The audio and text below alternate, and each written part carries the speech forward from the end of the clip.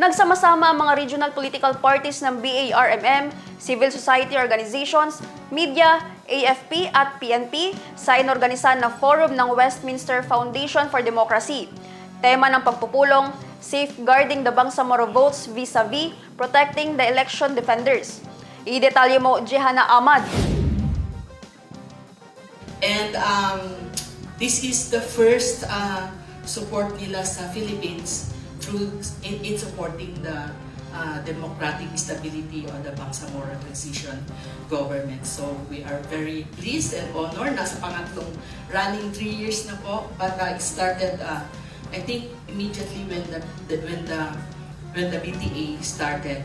Nandito na po yung Westminster Foundation for Democracy.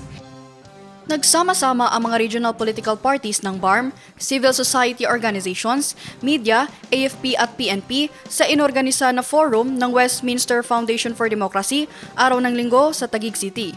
Tinalakay ang mga usapin hinggil sa halalan sa rehiyon.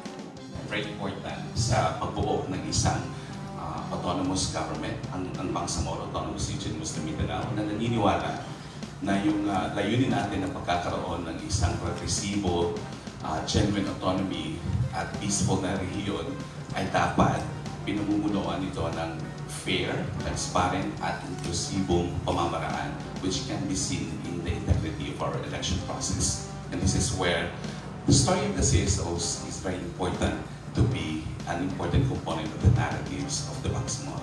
This is part of our objective to provide you an open space for conversation, for dialogues, dahil we are all stakeholders and we are all at stake with the coming of the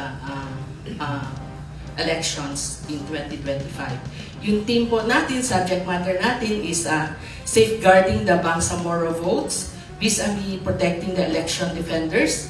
This is under our program objective of building coalition and stronger parliamentary engagement. So this is just until one day, and this is our culmination activity for the third day. We hope this will highlight the strength of democracy at the same time, bringing in a space for you to discuss and ways forward. Layunin ng inorganisang pagtitipon na maproteksyonan ang integridad ng halalan at matiyak ang kaligtasan ng lahat. Tema ng forum, Safeguarding the Bangsamoro Votes vis-a-vis Protecting the Election Defenders na pinangunahan ng Westminster Foundation for Democracy.